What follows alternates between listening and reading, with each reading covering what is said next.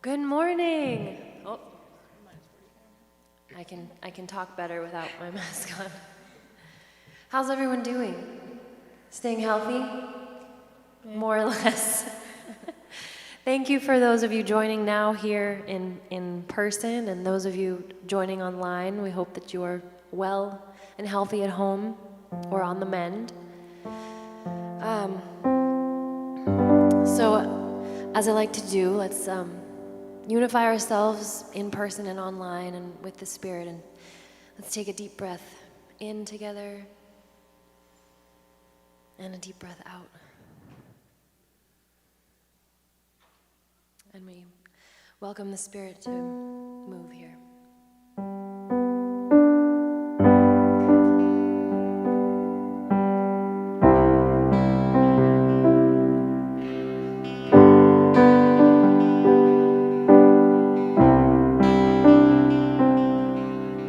Blessed are the ones who do not bury all the broken pieces of their heart. Blessed are the tears of all the weary, pouring like a sky of falling stars. Blessed are the wounded ones in mourning, brave enough to show the Lord their scars.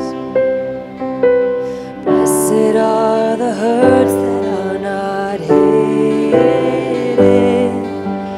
open to the healing touch of God. The kingdom is yours. The kingdom is yours. Hold on a little more.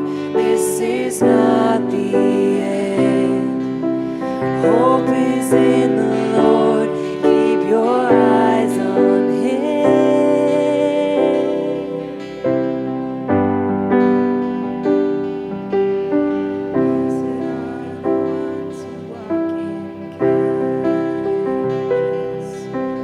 Even in the face of great abuse, blessed are the deeds that go unnoticed, serving with unguarded gratitude.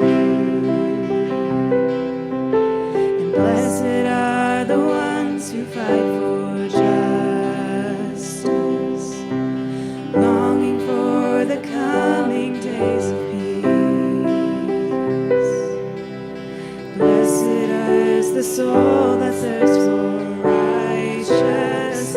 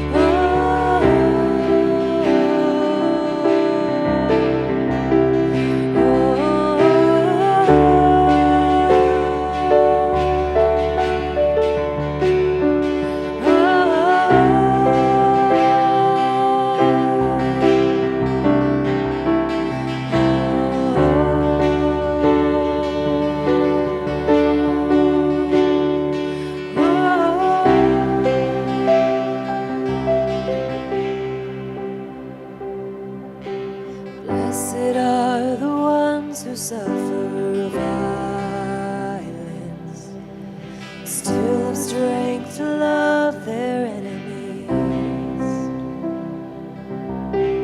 Blessed is the faith of those who persevere.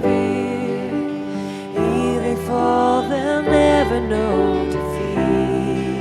The kingdom is yours.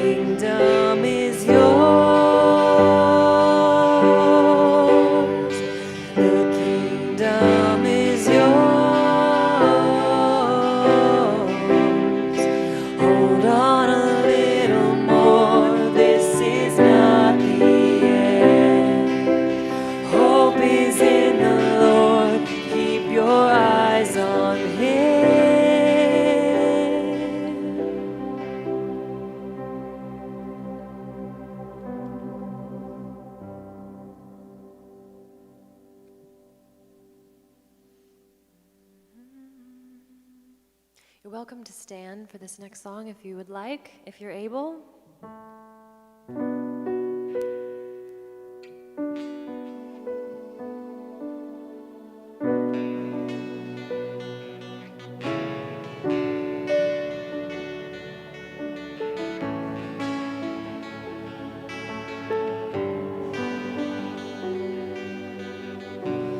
Call me out upon the waters, the great unknown, where feet may fail.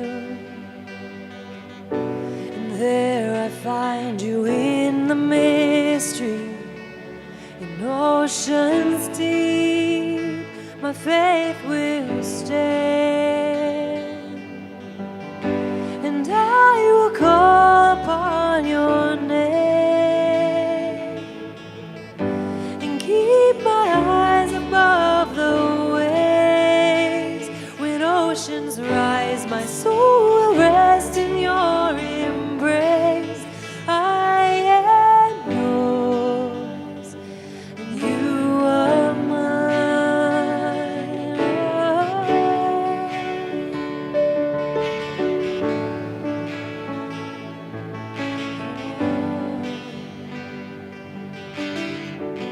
Your grace abounds in deepest waters. Your sovereign hand will be my guide. My feet may fail and fear surrounds me. You've never failed, and you won't start now. And I will call upon your name and keep my eyes above the waves. When oceans rise, my soul will rest in your embrace. I am yours, and you are mine.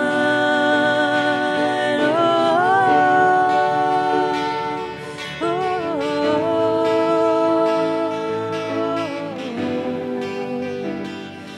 you are mine.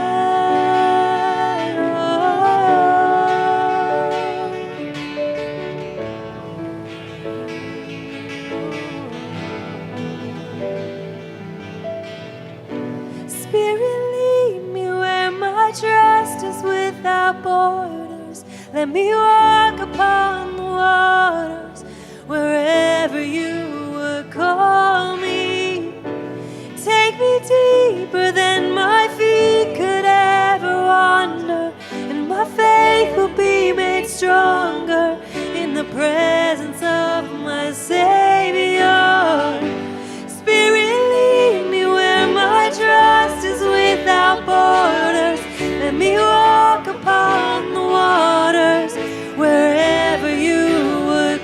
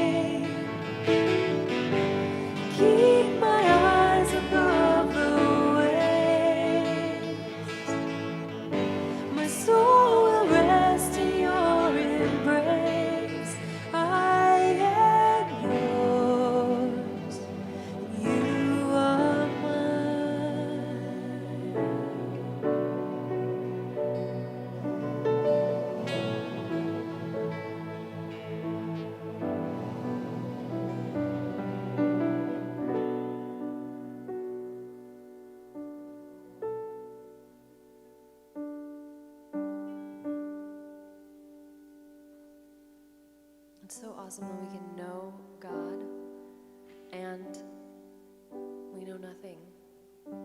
It's just both and, always, fully and not fully. The mystery and the knowing all at the same time. It's trust and hope.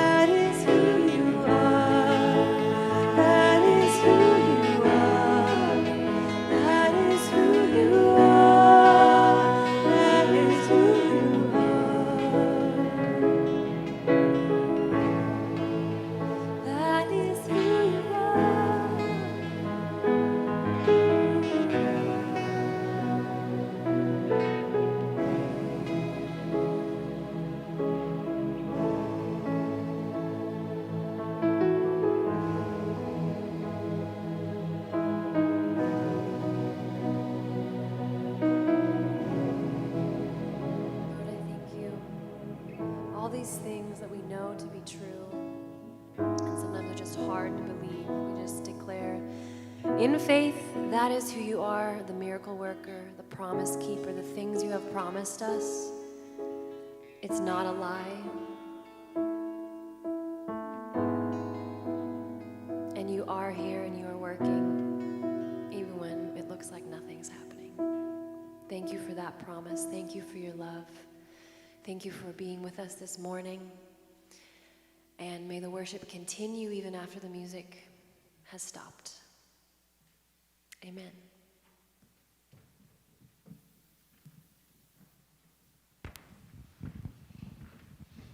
Good morning. Welcome. My name is Tori Herman, and I am the Director of Family Ministries here at Life Church. We welcome you this morning. We're so grateful that you are here and joining us. No matter where you find yourself on your faith journey, we are so glad that you're here this morning. This is a really safe place for you to explore and to ask questions. This is the place. We are really open to that, and we are just really grateful that you're here to learn more with us this morning. I would like you to take just a minute and fill out that digital connection card. You can find that on the Life Church app. This is a really great way to stay connected to us and to you and to our families online. This is the best way for us to know that you're out there and for us to just stay connected. We'd like to thank all of you who give to Life Church financially. Without you, we couldn't do all of the programs and the things that we do. So thank you for that. The easiest way to give is to text 84321. It's an easy, safe way to give here to Life Church. Okay, we have two big things happening right now, and both of these are supporting our efforts to create opportunities of connection here. First is our groups. Our group signups are live. You can go into the Life Church app. I do believe you can also go online and look at our groups. If you want to join a group and you haven't found, there just doesn't seem to be something on there, please email Mindy. Her email is mwolf@lifechurchlancaster.org, and we can help you find a group that fits for you. We also have a new series happening. It is called Things We Learned Last Year. This will happen in January and February.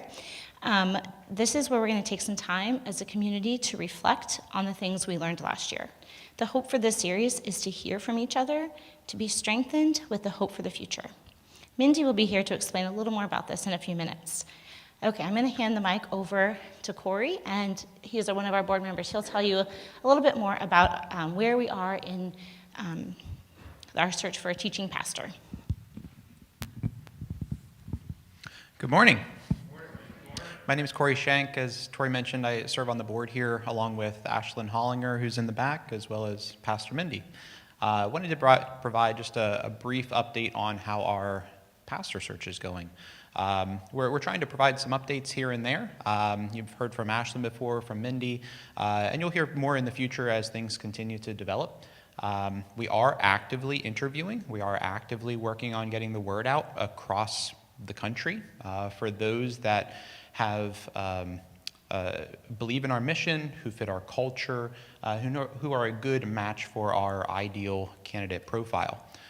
We are hiring a full-time pastor whose skills and abilities will be a good complement to Mindy.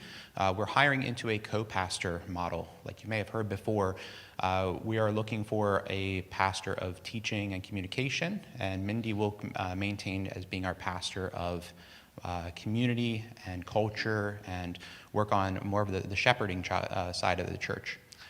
So we are looking for, I apologize, the pastor that we're hiring is going to be, they're going to be accountable for one another in our co-pastor model as well as to the board. If you do have questions, now in the future, feel free to come up to me, to Ashlyn, Mindy, any of our staff team to discuss any questions that you may have. We are not alone in this. While we have hired several staff folks before, this would be our first time hiring a pastor. So we do have support from Mike Goldsworthy, who you may be hearing from a little bit later on this year. He is a coach and a pastor himself and has been working with Jason and Mindy from very early on in this whole process. So again, if you have any questions, feel free to reach out. But otherwise, like I said, we're going to keep trying to provide some updates along the way. Right now, we're just waiting to meet our next candidate, and we're waiting for them to find us as we continue to interview. So thank you.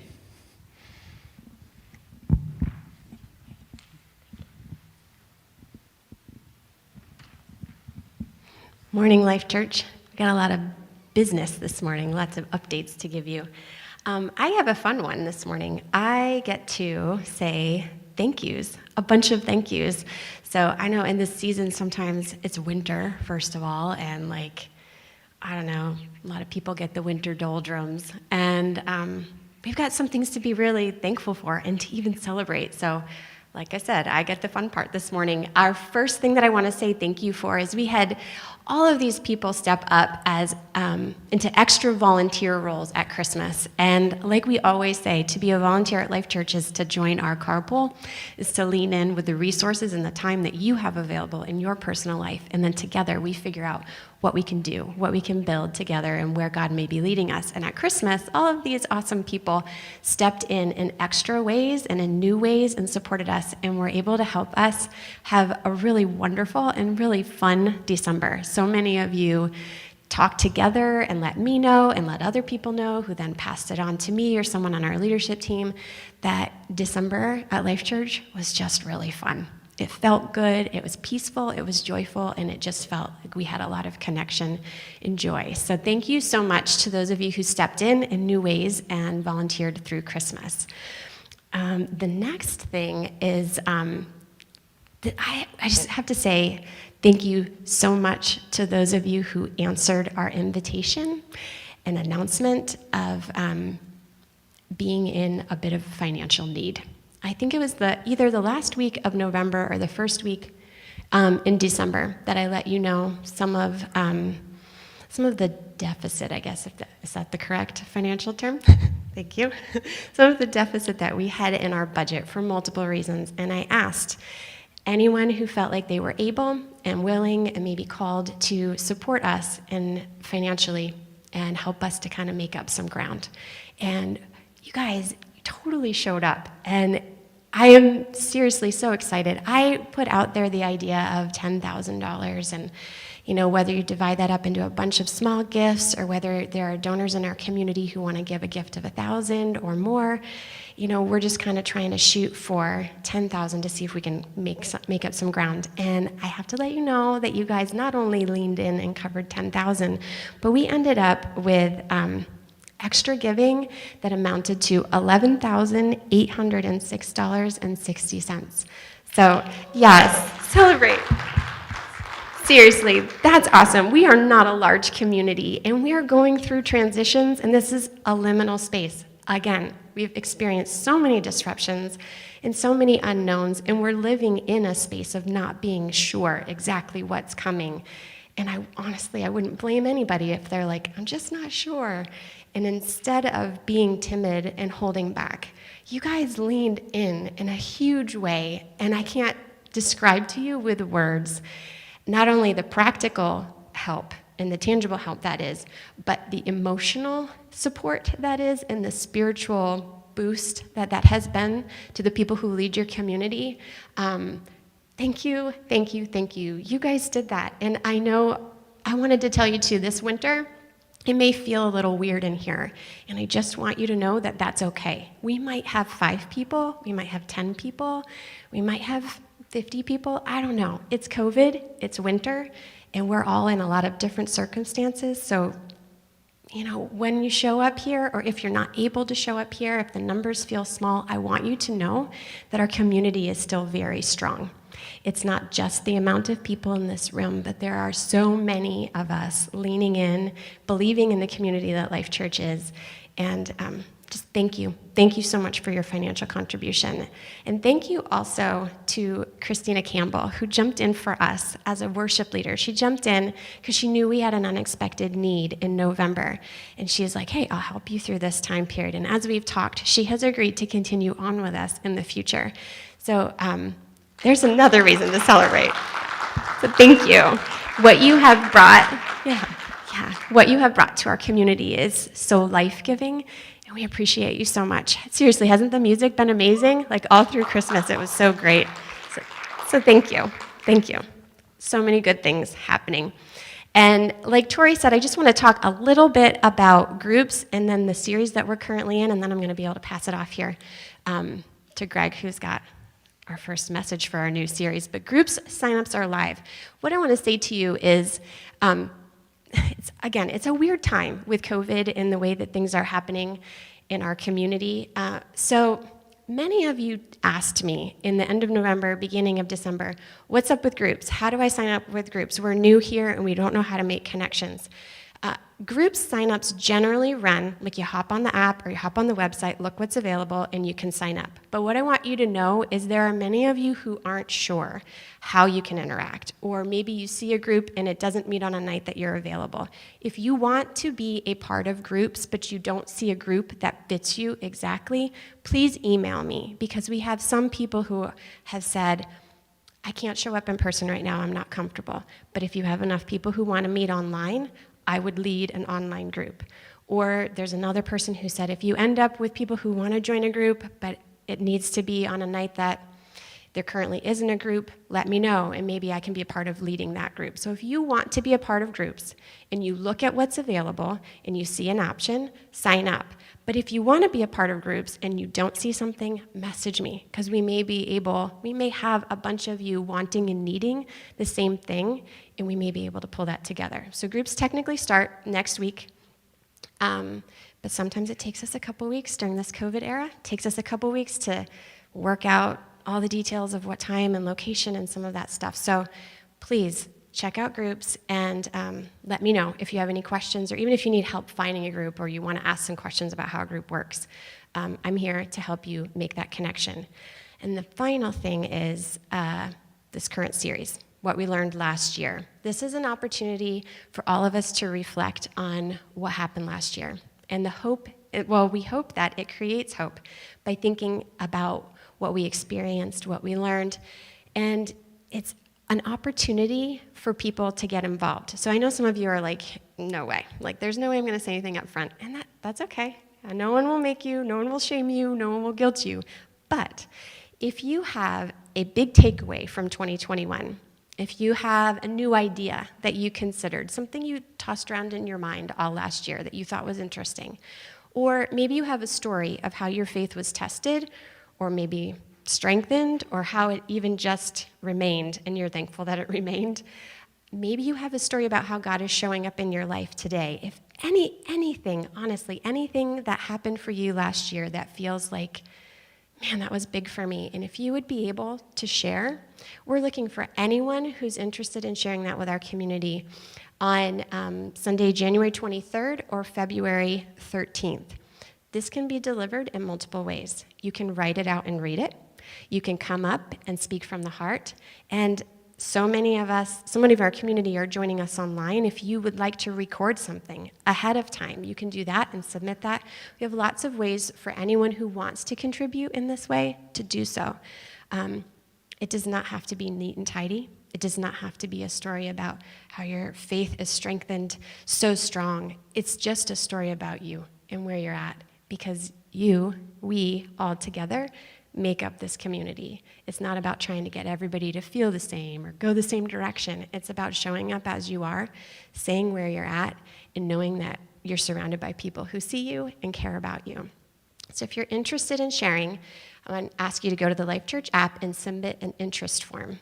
If you know what you want to say and you want to do it, just let us know. If you're like, oh, I think I want to say something, but I'm not 100% sure and I don't know how to say it, I'm happy to talk with you a little bit and help you and support you as you put your thoughts together, whatever you need. But we would love to hear from as many people as are interested in sharing. Okay, there you go. There's all your info and all the awesome things we get to say thank you for and to celebrate. Honestly, there's so many good things. And when it's a tough season of life and when it's dark, and I know many of you tell me winter months are super hard, find those things that bring you joy and hang on to them. Our community is probably the biggest blessing in my life right now. So even as we are in this liminal space, hang on to these positive things and know that you are not alone, and this community is here for you. So now I get to welcome Dr. Carey, who says, "Don't call me doctor," but I can't help it. You earned it. It's awesome. But this is Greg Carey, who has been a huge support to us through this season and will continue to show up for us as we are in the hiring process.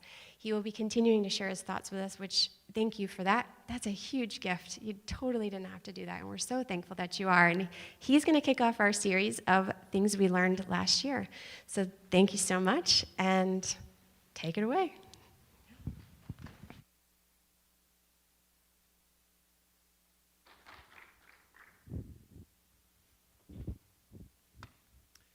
Good morning.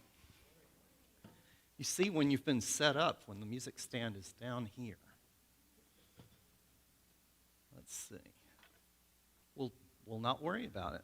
Oh, we will. Thank you, Christina. There it is.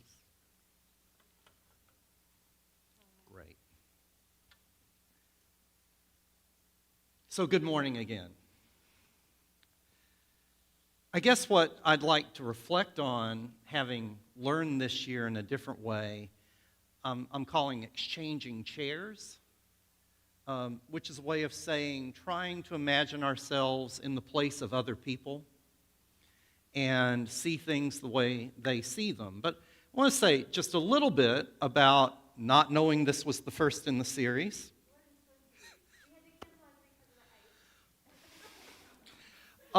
Because when I received the email and the invitation and the theme, it took me a few days to reply.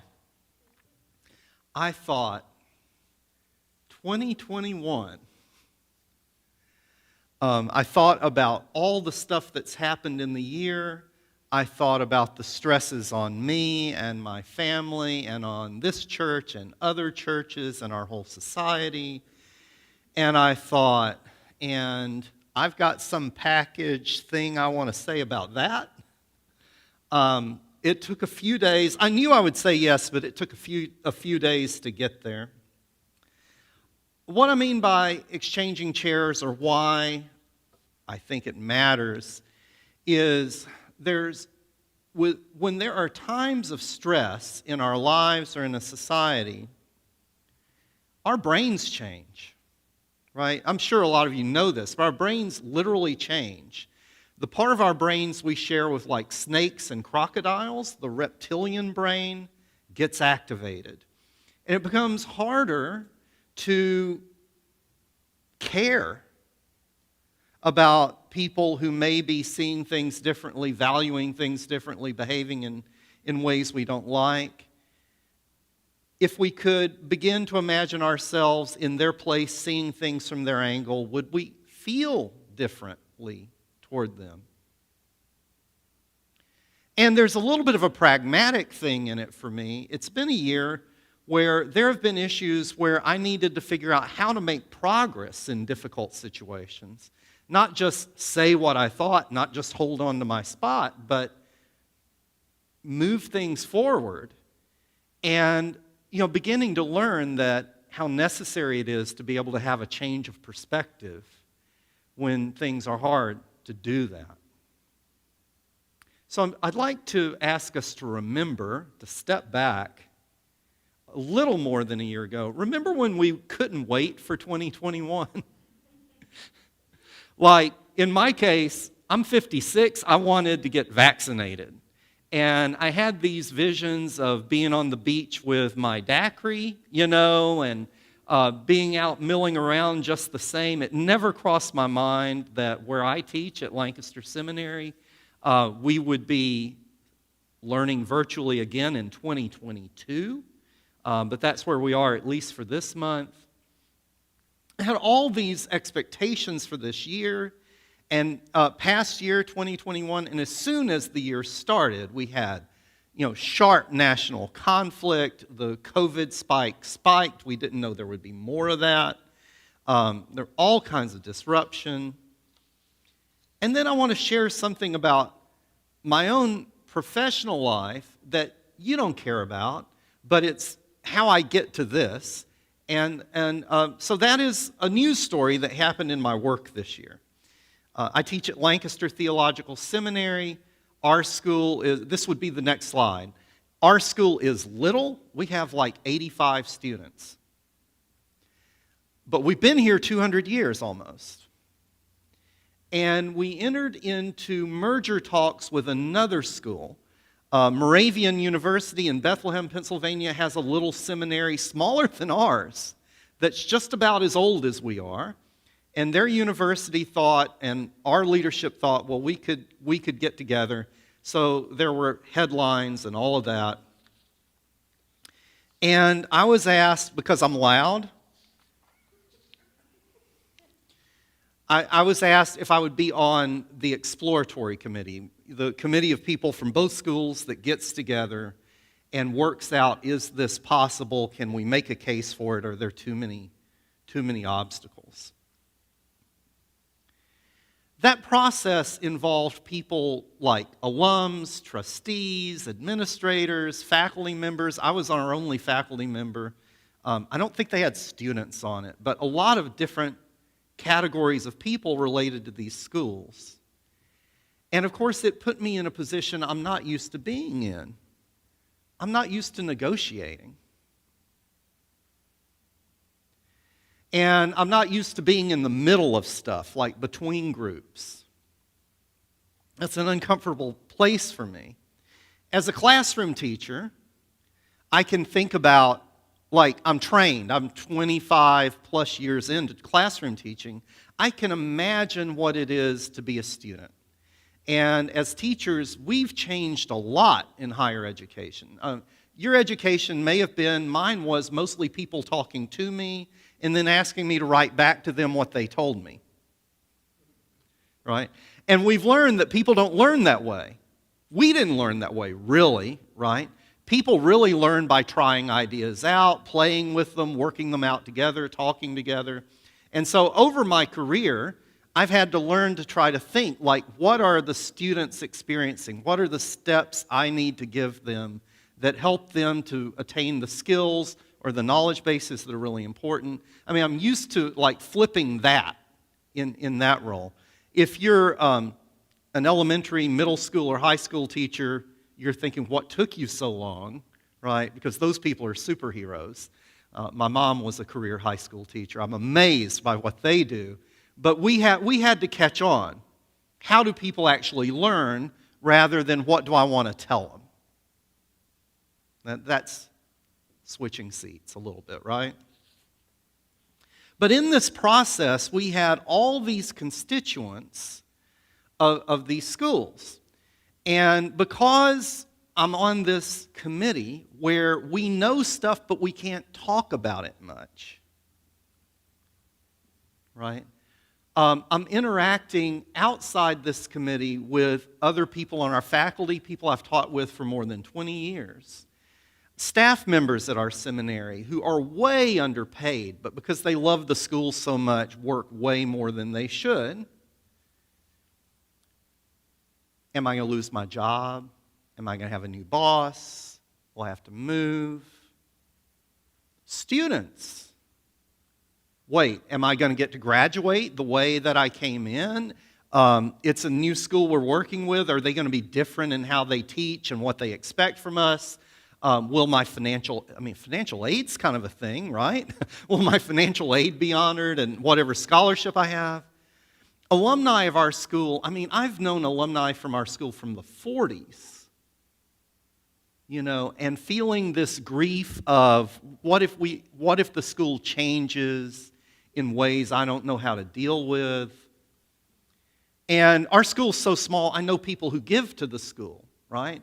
And they'll pull me aside, like, all this money I gave y'all, is it going to get wasted?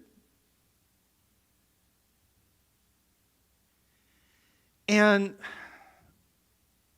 I had to begin to think what this process, in a way that was different, because I was excited about the process more than I was scared by it. I had to think about what that means for them. And all of this going on in a much bigger social context, right? Where we have sharp disagreements about what our democracy should look like and a lot of anxiety about whether we're really doing democracy well, and people are feeling that stress. Some, our students a lot, generationally, I'm finding younger people are very concerned about climate change. I interact, because of my work with a lot of younger people. I hear a lot of 25-year-olds saying, I don't know if I want to have kids. I hear that from my kids and my stepkids.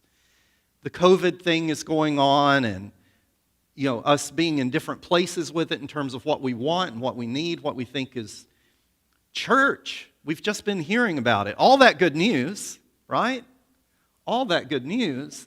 And I got to tell you, I visit a lot of churches. I used my bad joke on you earlier when I visited one time. I visit a lot of churches, and I'm not hearing a lot of good news out there from churches. A lot of stress on churches. And our students, by the way, are expecting to work in churches. And again, when we're in a context, this bigger context, where there are a lot of other things that just sort of weigh on us in a low kind of way, sort of like if you've gone to a big concert and the next day there's this low buzz in your hearing. I went to one with my daughter when she was a freshman in high school. I said, if you go, I have to take you to this one. And the bass was so loud, I felt my shirt bouncing off my chest, right? And for like 2 days, I thought, am I going to get all my hearing back? Stress is like that, like it runs under, and you feel it. You can process things, but it's all different. It's all different. And I thought about this process this year that I hadn't been really reflective about, of coming to imagine myself in someone else's seat and how necessary that was. And in the context of preaching, for me, that means thinking scripturally. I thought about my favorite passage from the Apostle Paul. We'll get there, but I'm guessing even some of you Bible nerds, if there are Bible nerds, haven't spent much time with this one. I've never heard it preached in a church. It's a fairly obscure issue. Among my students and in my circles, a lot of people would think, wait a minute, Paul? Paul is an example of someone who could imagine someone else's perspective. Isn't this guy who wrote to the Corinthians when they were having a fight and said, literally, who's your daddy? It's in there. Who said, just a few verses later, what do you want, for me to bring a stick? Says that. Says some other things that are pretty harsh around the topic of circumcision. Around the topic of circumcision, he says, I wish those who disagree with me would cut themselves off. Some of you got it. There's a new book that I'm reviewing by a colleague who teaches at the University of Southern California named Kevin Concannon, who argues Paul just cannot be redeemed. And I don't feel that way. I'm hearing the complaints. I'm not trying to dismiss them. Paul can sound all those ways. But it's remarkable sometimes. So let me tell you about the obscure topic, which is food. Among the Corinthians, Paul writes 2 letters to the congregation in Corinth, in Greece. And one of the big topics he spends about 3 chapters on is food. Could we reflect a little bit on the significance of food in our lives, socially, not just as nutrition, which is a big deal, but socially? When we think about the ways that food unites us, if I meet someone I think is interesting, what am I going to do? I'm going to say, would you like to meet for coffee? Or I might say, would you like to meet for lunch? And we do that. So that extent, that's how we use food to extend our social circle. We celebrate with food. We gather around food. If you want to have a successful ministry on a college campus, have a donor who will provide pizza, right? Food brings us together, and food can divide us. We all just celebrated or survived holidays with family meals, right? Some of us probably experienced the tense family conversation where, it was like a real decision to stay at the table. Maybe we've experienced a time when a group of friends wants to go out to eat, and there are some who want to handle the meal a certain way depending on where they go, what they order, how they handle the check. And there are others who don't have the same resources, right? And that creates a social issue. It's embarrassing to have someone pick up my part of the check. It's embarrassing to hold the group back. It's embarrassing not to want to split the check. Maybe I had soup while you ordered the shrimp. Or a party where the host knows who's coming, knows that there are dietary things with some people, but doesn't include them in the choice. Food can be divisive. And so that's a reflection to invite you into the topic. What I want to share is food in the New Testament is the second most controversial issue. Food. And in 1 Corinthians 8, the issue for Paul is it okay or isn't it okay to eat meat?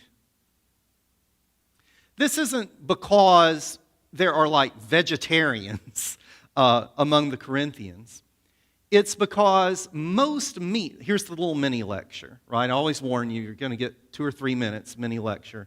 In the ancient world, most meat came through sacrifices at temples. We might think of ancient temples as being like churches. They're pretty to look at. But what a temple was in the ancient world, including the one in Jerusalem, was a place where you slaughtered animals and cooked them and offered them to the gods and then processed the meat. And so temples would be places where societies would have banquets, where people would offer their food. The priests are eating the cooked meat, right? So that's good. And then the meat would go, there would be excess meat. It would go out into the marketplaces and be sold.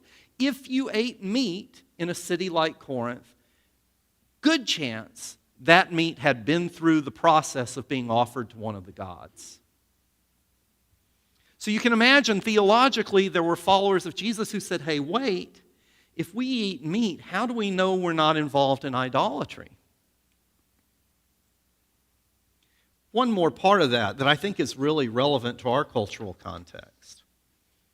It's probably easy for us today to get that debate would have something to do with theology, but it was also a social divider. Remember, food is social. And if you think about it, people who could afford, this is still this way in many parts of the world, people who could afford meat, or people who were invited to those banquets where this meat would be served. These are people, generally speaking, of higher social status. So archaeologists have dug up a lot of poo from the ancient world and found that a lot of people in the ancient world almost never ate meat because it was either too expensive or they weren't in the right social circles. So isn't it interesting how often a theological issue will look theological, but it maps onto our social divisions? And here's Paul, who writes, I love the whole chapter, but at this particular point, he argues that he knows, and some people in the church in Corinth know, they know that it doesn't matter what you eat. That's what Paul believes. It's fine. Eat whatever you want. We have this knowledge. But then in the middle of the argument, he says, it's not everyone, however, who has this knowledge. Since some have become so accustomed to idols until now, they still think of the food they eat as food offered to an idol. And their conscience, being weak, is defiled. Notice what he's doing. He's switching seats. Imagining it from the point of view of people who disagree with him. He quotes a local slogan, we think, food will not bring us close to God. We're no worse off if we don't eat. We're no better off if we do. But take care. Literally in Greek, he says, watch out, lest this liberty of yours does not somehow become a stumbling block to those who are weak. What I love about this passage, Paul has an opinion. Like usual, he has a strong opinion. And he takes sides with the people who disagree with him. I almost feel like that needs to be repeated 8 times. He takes sides with the people who disagree with him.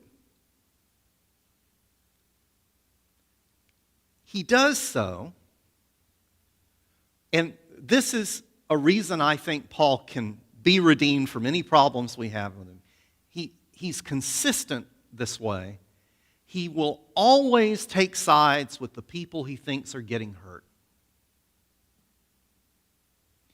If he considers them more vulnerable, he will take their side, and in this case, even when he disagrees with them.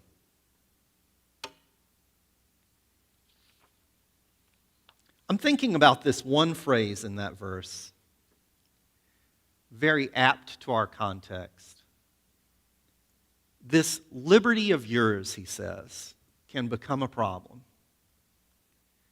Because in our society, so often, when we have conflict over a bunch of issues, so often we want to talk about our freedom, our rights. And Paul knows that he's not writing to like isolated individuals. He's writing to a group of people who are going to hear the letter read out loud, not a big group of people. They can see each other's faces while the letter is being read, which means that when Paul is calling out this group or that group, other people can go, and it's there, seen. And what he's trying to do in these letters is form networks of little countercultural communities that practice love for each other. Like the passage some of you may have had read at your wedding, love is patient, love is kind, and all that, is from this letter about church fights. Not about marriage, it's about church fights. And so in our society, when we like to talk about religious freedom or our rights or this or that, and don't infringe on my freedom, what I want to call attention to, again, that Paul does multiple times in his letter, our freedom for him, for followers of Jesus, our freedom is an opportunity to serve other people, not an opportunity to aggrandize ourselves and advance our own wants. That's profound. That's a challenge to a culture like ours, to think of freedom being defined by love. He goes on, earlier in the same passage, he puts it this way. We have this knowledge. Knowledge, he writes, puffs up, but love builds up. Anyone who thinks they know something doesn't yet have the necessary knowledge, but anyone who loves God is known by God.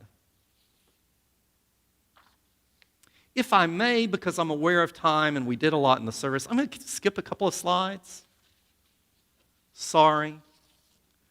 And what if we use the slide of the people in a church dining hall?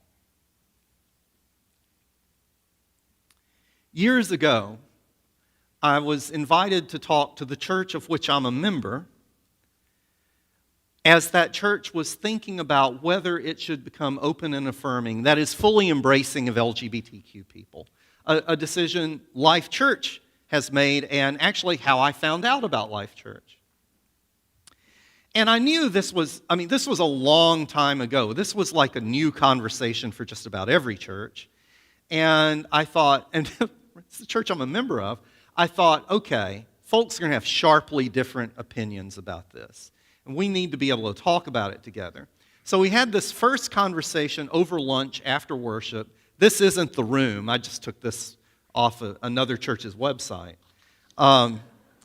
But what I did was, as I started my presentation, I said, what I'd like to ask you to do is for half the people at each table to get up and go to a different table, and you exchange seats. What I wanted was, knowing that when there's disagreement, people are likely to get together with the people they think are going to agree with them and stay in their comfort zone and be able to exchange looks and all of that. And I wanted to mess that up. Part of this is I'm from Alabama, and that would have gone better in Alabama. But these central Pennsylvanians just sat there and, stared me down. And I knew this could take a while, right? Well, yesterday was Dr. Martin Luther King Jr.'s birthday. And I thought about this, what vision for the people of God do we have here? You know, when he became involved in an active way in the civil rights movement, he wasn't looking for that opportunity. He was a new pastor in Montgomery, Alabama, and he was sort of picked. He's so smart, so educated, and all that. I don't think he knew what he was getting into. But as that boycott was becoming successful of the bus system in Montgomery,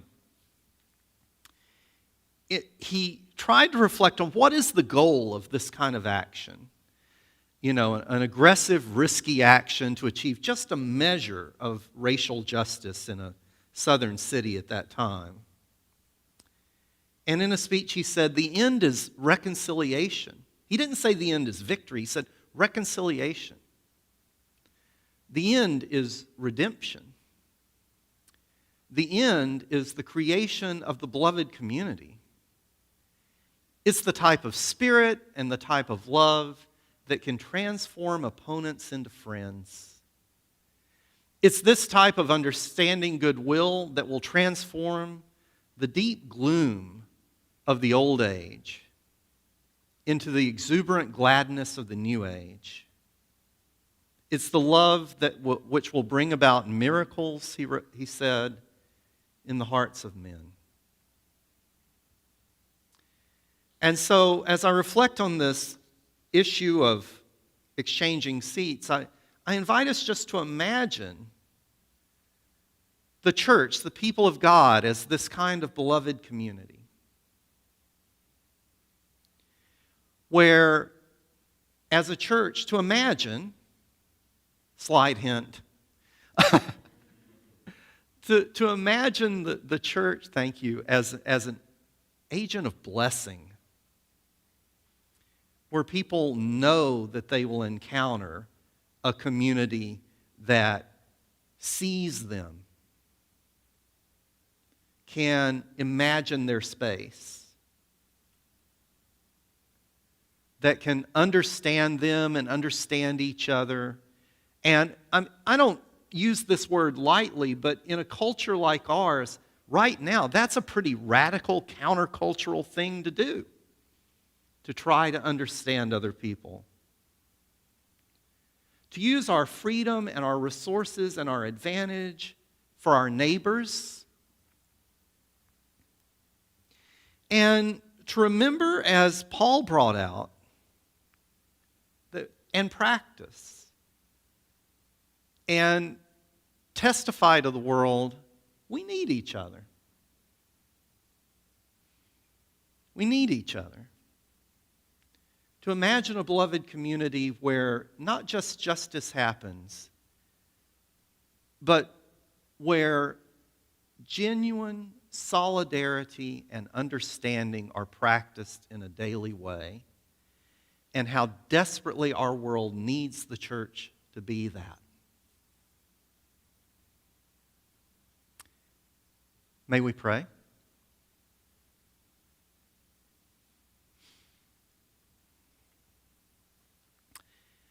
There are many experiences, oh God, in my life, and I'm sure in all of our lives, that we would rather not have. I don't ever wish away a part of my life, God, but 2021 is one of those years that probably not going to have warm fuzzies about for a long time. But as we've been singing earlier this morning, you are working in the midst of things where it's frustrating and hard to perceive you're working. And our prayer would be that you would continue to work among us and all of us, that we would become agents of love and understanding, that we could be at the work of building a kind of community where everyone is welcomed and valued, has dignity and influence, where we could be in a society that's under a lot of stress, partners in healing, partners in blessing. And we ask these things in Jesus' name. Amen.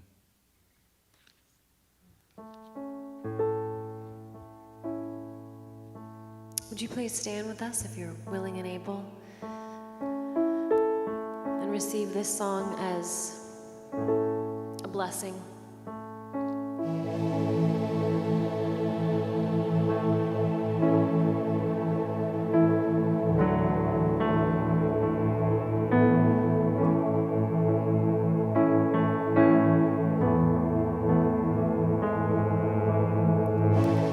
Lord bless you and keep you, make his face shine upon you, be gracious to you. Lord turn his face toward you and give you peace. Lord bless you and keep you, make his face shine upon you and be gracious to you. Lord turn his face toward you and give you peace. Amen.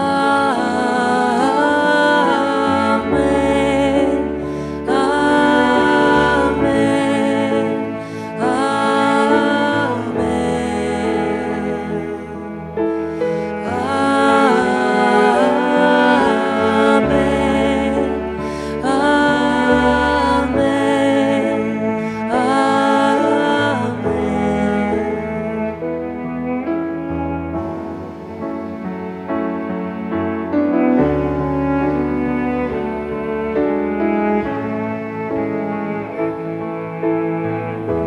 Lord, we believe that your favor is shining upon us now. Even now in the darkest places, you are shining, your light is shining, you are here. You are with us through everything. You are with us through everything.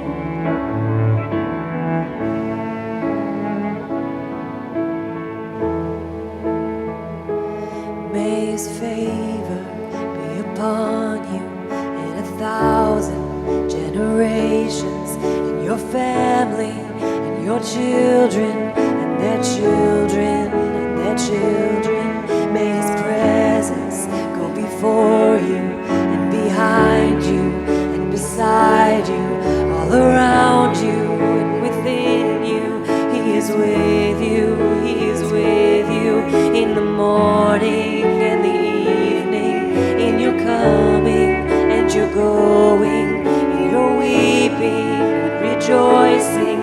He is for you, he is for you, he is for you, he is for you, he is for you, he is for you, he is for you, he is for you, he is for you.